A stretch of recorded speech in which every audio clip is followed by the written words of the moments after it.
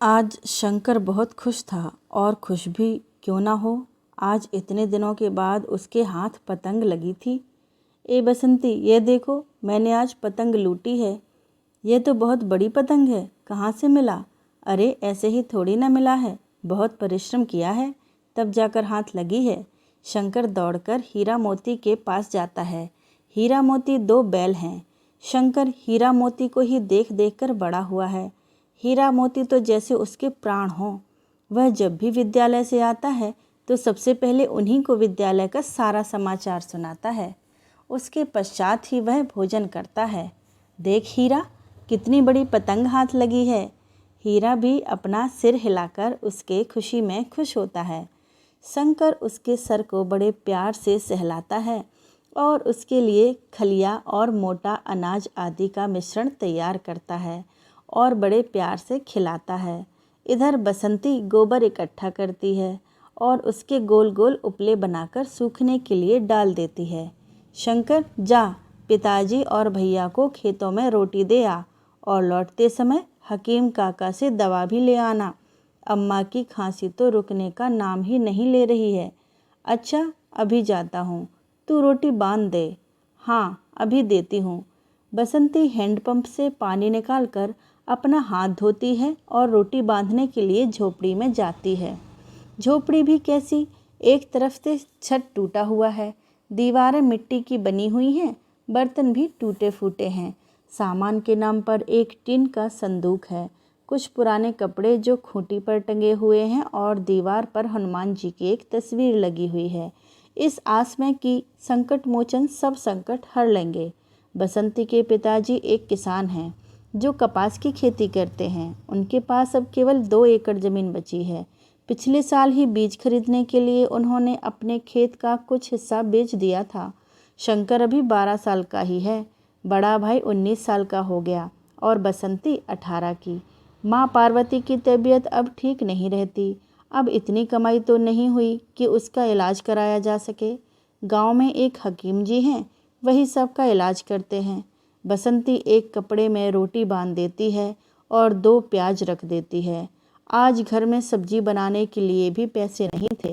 जो थोड़े पैसे थे उससे वह हीरा मोती के लिए अनाज खरीद लाई थी। आज कई दिनों बाद बैलों को भी अच्छा चारा नसीब हुआ था। ले, पिताजी को दे आ और ये 10 रुपए। आते समय हकीम काका से दवा लेते आना। ठीक है, और जल्दी आना, कहीं फिर पतंग ना लूटने लगना। हाँ ठीक है। शंकर खेतों में जाकर भैया को आवाज़ लगाता है। ए भैया, दीदी ने रोटी भेजी है। अच्छा, आता हूँ। चलो पिताजी, थोड़ा खा लेते हैं। क्या खा लें, अब तक बीज डल जाने चाहिए थे।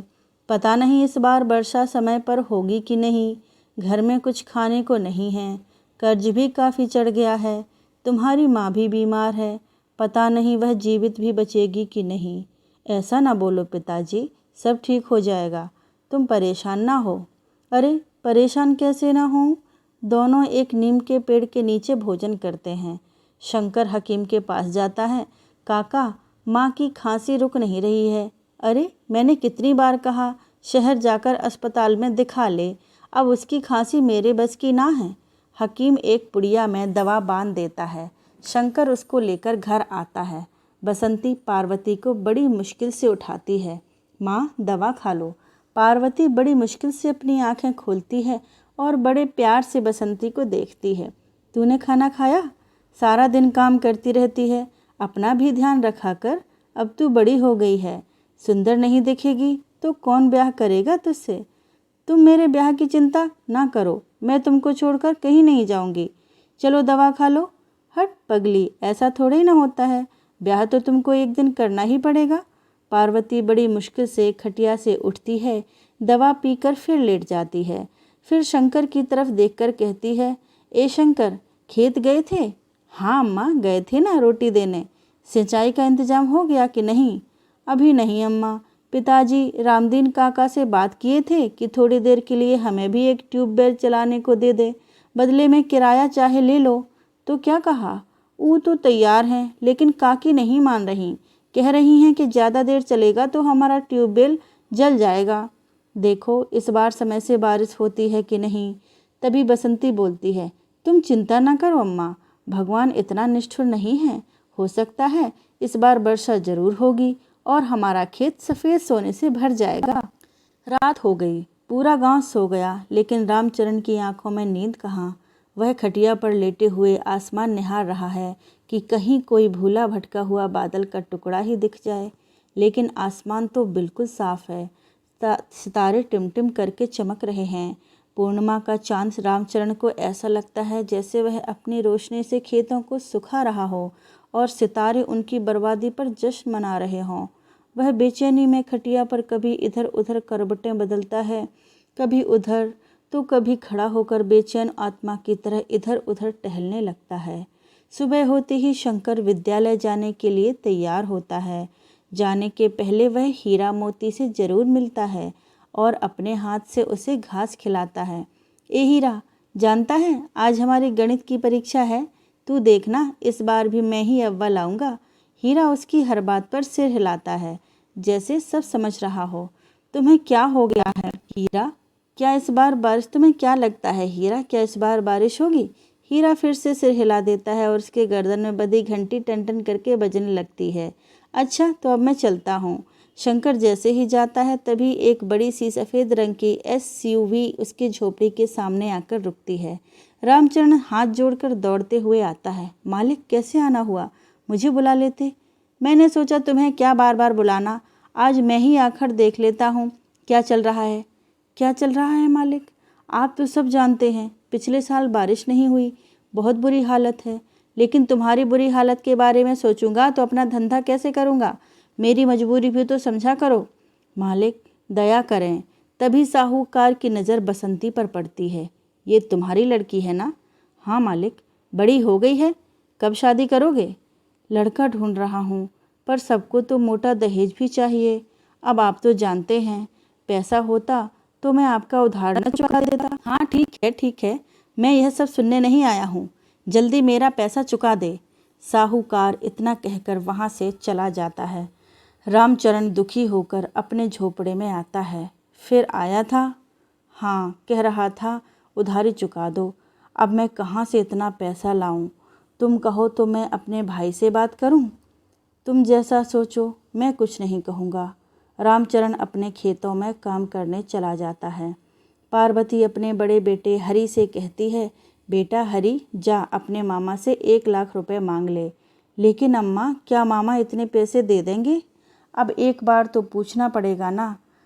तभी बाहर कुछ शोरगुल की आवाज़ आने लगती है। क्या हुआ हरि? पता नहीं अम्मा, जाकर देखता हूँ। हरि बाहर निकलकर लोगों से पूछता है, क्या हुआ भाई, इतना शोरगुल क्यों है? अरे तुम्हें नहीं पता, आज तड़के ही बिहारी लाल ने पेड़ पर लटक कर आत्महत्या कर ली। क्यों चाचा? सुनने में आया है कि साहूकार का कर्ज बहुत बढ़ गया था और इस साल बोने के लिए बीज भी नहीं खरीद सका, इसलिए तंग आकर आत्महत्या कर ली। ये तो अच्छा नहीं हुआ, बेचारे किसान अब कर भी क्या सकते हैं। देखो भगवान और क्या क्या दिन दिखाएंगे। हरि एक पेड़ के नीचे चबूतरे में बैठकर सोचने लगता है कि अपने ही घर की स्थिति कौन बड़ी अच्छी है। मेरे घर भी तो कर्ज में पूरा डूबा हुआ है। बहन की भी शादी करनी है, बैलों के लिए ठीक से चारे का इंतजाम भी नहीं हो पा रहा है। ट्यूबवेल के लिए दफ्तर गए थे तो वहाँ भी बाबू घूस मांग रहा है। कोई रास्ता नज़र नहीं आ रहा। कभी बारिश समय पर होती नहीं है, अगर हो गई तो पौधों के कीड़े खा जाते हैं। बगल वाले रामदीन काका का अच्छा है, उन्होंने 2 साल पहले ही ट्यूबवेल लगवा लिया था। उनकी खेती तो अच्छी हुई थी और इस साल तो जुताई के लिए उनने ट्रैक्टर भी खरीद लिया। हम ही लोग मर रहे हैं। हरि दुखी मन से उठता है और सोचता है, चलो मामा से बात करते हैं, शायद वो कुछ मदद कर दें। इसके सभी भाग प्रकाशित हो चुके हैं। बसंती अपने पुराने बक्से से फटी पुरानी किताब निकालती है और उन दिनों को याद करने लगती है जब वह स्कूल जाया करती थी। वह पढ़ने में सबसे आगे थी। गणित और विज्ञान उसका प्रिय विषय हुआ करता था। उसने गणित की प्रतिस्पर्धा में 2य स्थान प्राप्त किया था। उसका सर्टिफिकेट आज भी उसने सहेज कर रखा है, परंतु घर की आर्थिक तंगी के कारण उसे स्कूल छोड़ना पड़ा। उसकी एक सहेली है जिसका नाम शिवा है। वो बगल वाले पड़ोसी रामदीन की बेटी है। उसने अभी अभी हाई स्कूल पास किया, लेकिन अफसोस बसंती केवल 7वीं तक ही पढ़ सकी। बसंती अपने पुराने पुस्तकों को पढ़ रही थी, तभी शिवा आती है। चल बसंती, यहाँ क्या कर रही है? चलो सरोवर चलते हैं। नहीं, अभी नहीं जा सकती, अम्मा बीमार हैं, उनको अकेला नहीं छोड़ सकते। अरे थोड़ी देर के लिए चलते हैं। और तू यह पुरानी किताबें क्यों देख रही है? तू तो अब स्कूल नहीं जाती ना। तुम्हारे लिए कितना अच्छा है कि तुझे अब परीक्षा नहीं देनी पड़ती और कम नंबर आने पर डांट भी नहीं पड़ती। नहीं शिवा, तू जानती है पढ़ना लिखना मुझे कितना पसंद था। चल छोड़, तू नहीं समझेगी। अच्छा तो हम लोग सरोवर चलें? तू बार बार सरोवर जाने की जिद क्यों कर रही है? क्या बात है, किसी को बुलाया है क्या? शिवा शर्म से अपनी नज़र झुका लेती है। नहीं, ऐसी बात नहीं है, कुछ तो ज़रूर है। नहीं तो तू बार बार सरोवर जाने की जिद ना करती। हाँ, सुरेश कुछ दिनों के लिए गांव आया हुआ है। अच्छा तो ये बात है, तो सीधे सीधे कहती क्यों नहीं कि सुरेश से मिलने जाना है। अच्छा रुको, अभी माँ को बताकर आती हूँ कि हम लोग सरोवर जा रहे हैं। हरी अपने मामा के घर पहुँचता है। मामी हरी को देखकर बहुत खुश होती हैं। मामी की केवल 2 लड़कियां हैं, तो वह हरी को अपना पुत्र ही मानती हैं। वह हरी के लिए जल्दी जल्दी खाने के लिए बनाने लगती हैं। कुछ और हरी, गांव में सब ठीक है ना? और पार्वती कैसी है? ठीक है मामी, बस खांसी नहीं रुक रही। अरे तो डॉक्टर को दिखाया कि नहीं? हाँ मामी, वो हम लोग बहुत कहे अम्मा से कि डॉक्टर को दिखा लो, पर वो सुनती ही नहीं हैं। तभी मामा बाहर से आते हैं, वह भी हरी को देखकर बहुत खुश होते हैं। कहाँ गए थे मामा जी? अरे पंडित ने एक लड़का बताया था कल्पना के लिए, वहीं मिलने गए थे। अच्छा तो क्या लड़का पसंद आया? नहीं, लड़का की उम्र थोड़ी ज़्यादा है और परमानेंट जॉब भी नहीं है। और तुम बताओ कैसे आना हुआ? हमारी बहन तो ठीक है ना? उनकी तबीयत ठीक है? ठीक नहीं रहती। और रामचरण जी, पिताजी बहुत परेशान हैं। वो साहूकार बहुत परेशान कर रहा है। मामा समझ जाते हैं कि हरी क्यों आया है। तुम चिंता ना करो। कितना पैसा चाहिए? 1 लाख। आज शंकर गणित के टेस्ट में पूरा नंबर पाकर बहुत खुश था। वह दौड़ते दौड़ते घर आता है और सबसे पहले हीरा मोती से मिलता है। जानता है हीरा, आज परीक्षा में हमें पूरे 10 में से 10 मिले हैं। मास्टर जी भी बहुत खुश थे, उन्होंने हमें इनाम में यह पेन दी है। हीरा अपना सिर हिलाकर अपने गले में बंधी घंटी को जोर जोर से बजाता है। शंकर उसे प्यार से सहलाता है और उसके बाद वह अपनी अम्मा को बताने जाता है। पार्वती अपने बच्चे की उपलब्धि से खुश होती है। मामा हरी को बाजार ले जाते हैं, वहाँ उसको एक दुकान से उसके लिए कपड़े खरीदते हैं। फिर बैंक जाते हैं, वहाँ से उसको 1,50,000 का कैश निकाल कर देते हैं और साथ ही एग्रीकल्चर वाली दुकान से उसके लिए एक डिवलर मशीन भी खरीद देते हैं। मामा यह क्या है? अरे यह डिवलर मशीन है, इससे बीज बोया जाता है। इसमें एक स्टील की चोंच होती है जो तैयार ज़मीन पर हल्का दबाने पर एक गड्ढा कर देती है। मशीन को थोड़ा और दबाने पर बीज वाले बक्से से बीज गिरकर गड्ढे में चला जाता है। बीज गिरते ही वह चोंच और फैल जाता है और ऊपर खींचते ही वह बीज मिट्टी से ढक जाता है। समझे कि नहीं? हाँ मामा जी, समझ गया, यह तो बड़ी अच्छी चीज़ है। ठीक है, अब तू जा और पैसे ध्यान से रखना। प्रणाम मामा जी। शिवा और बसंती दोनों सहेलियां सरोवर पहुंचती हैं। वहां उनको बैठे हुए आधा घंटा हो गया। तुमने अपनी अम्मा को सुरेश के बारे में बता दिया कि नहीं? नहीं, अभी नहीं बताया, सोचती हूँ अब बता दूँ। हाँ जल्दी बता दे, कहीं देर ना हो जाए। तभी शिवा को सुरेश आता हुआ दिखाई देता है। वह देख सुरेश आ रहा है। आज मैं उससे पूछ लूँगी कि वह हमसे ब्याह करना चाहता है कि नहीं। हाँ तुमने ठीक सोचा है। कहो सुरेश भैया, कैसे हो? मैं तो ठीक हूँ, तुम बताओ। मैं भी ठीक हूँ। अच्छा तो तुम लोग बातें करो, मैं चलती हूँ। नहीं बसंती, तू बस 5 मिनट बैठ, मैं भी तेरे साथ चलूँगी। बसंती वहीं थोड़ी दूर पर जामुन के पेड़ से जामुन तोड़ने लगती है और शिवा सुरेश से पूछती है, क्यों सुरेश, बहुत दिनों बाद गांव आना हुआ? फैक्ट्री से छुट्टी नहीं मिल रही थी, काम बहुत आ गया था। अच्छा तो अब छुट्टी मिल गई, तो अब क्या इरादा है? कैसा इरादा? अरे कुछ हमारे बारे में सोचे हो कि नहीं? कब करोगी शादी? शादी की बात जब हमारे बाबूजी हमारी शादी कहीं और तय कर देंगे तब। शादी की बात करने के लिए ही तो गांव आया हूँ। सच? हाँ, तो क्या हम झूठ बोल रहे हैं? शिवा थोड़ी शर्मा जाती है। अच्छा, तो शादी के बाद तू हमको शहर घुमाओगे? हाँ, क्यों नहीं, हम तो तुम्हें अपने साथ ही रखेंगे। अच्छा, तो अब हम चलते हैं। अरे इतनी जल्दी? हाँ, हमारी अम्मा हमें ढूंढ रही होंगी। रामचरण साहूकार का सारा पैसा चुकाने उसकी कोठी जाता है। क्या बात है रामचरण, इतनी सुबह सुबह अपना मनहूस चेहरा लेकर यहाँ क्यों आए हो? मालिक, वो आपका पैसा लौटाने आया था। अच्छा, अचानक से इतना पैसा कहाँ से आ गया? वो मालिक कहीं से उधार लिए हैं। अच्छा, ठीक है, कितना पैसा लाया है? 1 लाख मालिक। और बाकी के 2 लाख? वो मालिक फसल बिक्री के बाद दे दूंगा। ठीक है, अब जा अपना काम कर। रामचरण वहाँ से सीधे बाजार जाता है और वहाँ से बाकी बचे पैसे से G27 कपास के बीज खरीदता है। चल हरी, खेत चलते हैं, अभी खेत की ओर और गुड़ाई करनी है। अब गुड़ाई हो जाए तब बीज डालेंगे। दोनों पिता पुत्र फावड़े से खेत की गुड़ाई में जुट जाते हैं। तभी हरी देखता है कि बगल वाला रामदीन कोई बड़ी सी मशीन से मिट्टी भुरभुरी कर रहा था। देखो पिताजी, रामदीन काका कोई बड़ी मशीन लाए हैं। हाँ, लगता है उसने कहीं से कल्टीवेटर मशीन का इंतजाम कर लिया है। का करता है, जमीन की मिट्टी भुरभुरी कर देता है, जिससे बीज बोने में आसानी होती है। चल तू अपना काम कर, दूसरों को ना देख। बसंती अपने घर में काम में व्यस्त है। वह दूर दूर जाकर लकड़ी बीनती है, जिससे भोजन बनाने के लिए ईंधन प्राप्त हो सके। तभी चांदनी नाम की एक औरत उसको आवाज़ देती है। चांदनी अक्सर गांव आती रहती है और साहूकार से इसकी काफ़ी अच्छी दोस्ती है।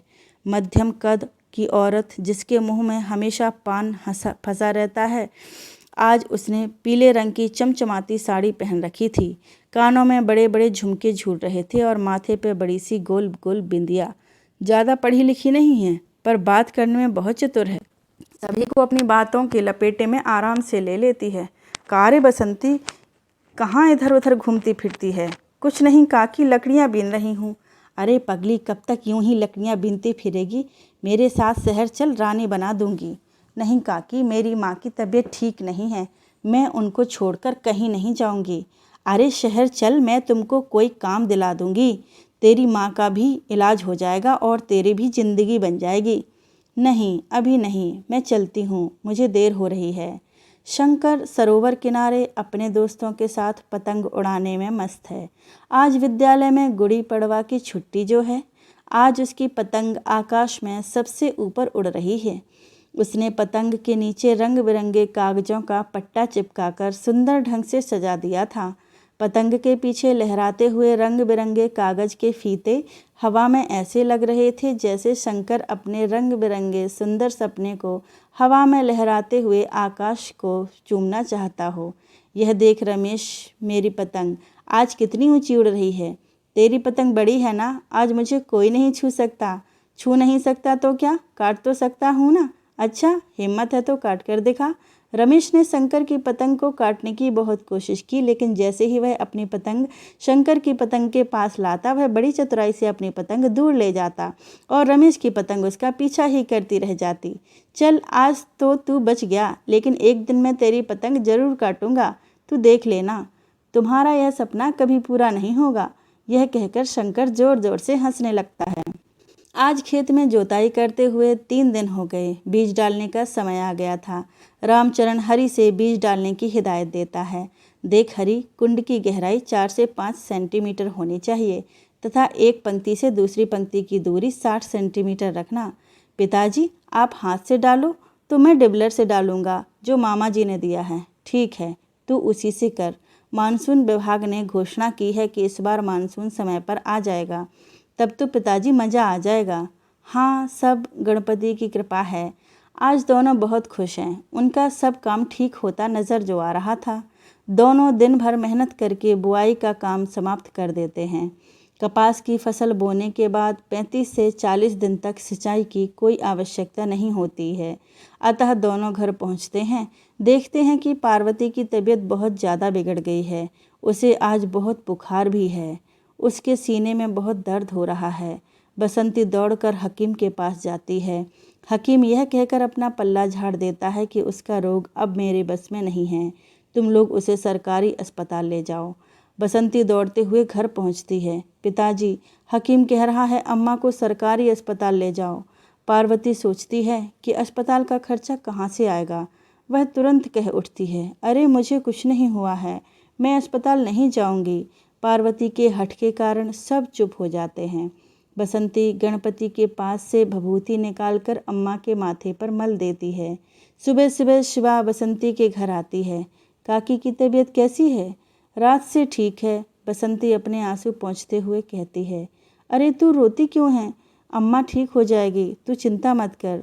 शिवा बसंती के घर के कामों में हाथ बटाने लगती है और उसके लिए रोटी बनाती है। चल अब तू खा ले, कल से भूखी है। मन नहीं कर रहा। अरे ऐसे कैसे मन नहीं कर रहा? खाएगी नहीं तो अम्मा को कौन देखेगा? तभी बसंती देखती है कि मामा चले आ रहे हैं। मामा को देखते ही बसंती ऐसे खुश होती है जैसे डूबते हुए को तिनके का सहारा मिल गया हो। वह उनको देखकर बहुत खुश होती है। अरे मामा, आप कैसे आना हुआ? पार्वती को देखने आया हूँ। कैसी है वह? अम्मा की तबीयत ठीक नहीं है। तभी पार्वती की आंख खुल जाती है। अरे भैया, आप कब आए? बस अभी अभी आया हूँ। तुम्हारी तबीयत तो बहुत खराब लग रही है। हाँ, बहुत खांसी है और सीने में दर्द भी है। डॉक्टर को दिखाया? नहीं। क्यों?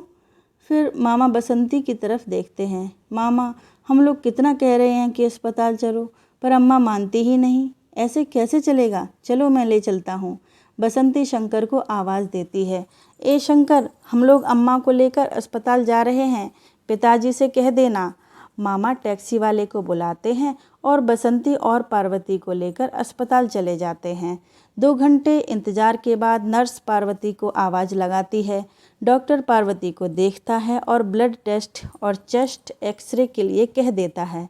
रिपोर्ट से पता चलता है कि पार्वती को टीबी है, जो कि अंतिम स्टेज पर है। अब उसको दवा भी काम नहीं करेगी। मामा के पैर के नीचे से जैसे ज़मीन ही खिसक गई। बसंती फूट फूट कर रोने लगती है। मामा, अब क्या होगा? घबराओ मत बच्ची, सब ठीक हो जाएगा, मैं हूँ ना। पार्वती को वहीं टीबी वार्ड में एडमिट करा दिया जाता है। मामा बसंती को घर छोड़कर उसके घर आते हैं और रामचरण को सांत्वना देते हैं। घबराओ नहीं, मैं हूँ, कोई बात हो तो बताना। वैसे मैं हर हफ्ते पार्वती को देखने आ जाया करूँगा, तुम चिंता मत करो। भैया, आपका बहुत बहुत धन्यवाद। आप ना होते तो हम लोग क्या करते। नहीं नहीं, तुम परेशान मत हो, सब गणपति ठीक करेंगे। 1 हफ्ता बीत गया था। बसंती अपने झोपड़ी को गोबर से लीपकर साफ कर रही थी।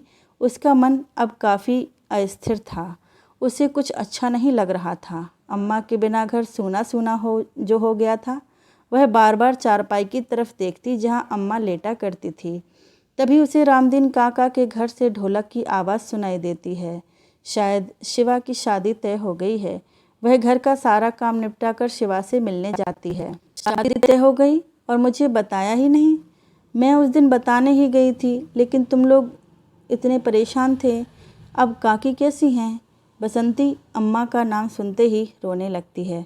डॉक्टर ने कहा है कि अब अम्मा नहीं बचेगी। अरे तो तुम तो रो नहीं, हिम्मत से काम लो। अब तो सब तुमको ही संभालना है। बसंती अपने आंसू पोंछकर शिवा के खुशी में खुश होने का प्रयास करती है। गांव की औरतें बन्ना बन्नी के गीत गा रही हैं। बन्ना है मेरो राजकुंवर, सूरतिया चमके सूरज जैसी, आएगा वो घोड़ी पे बैठ के ले जाएगा मुझको चांद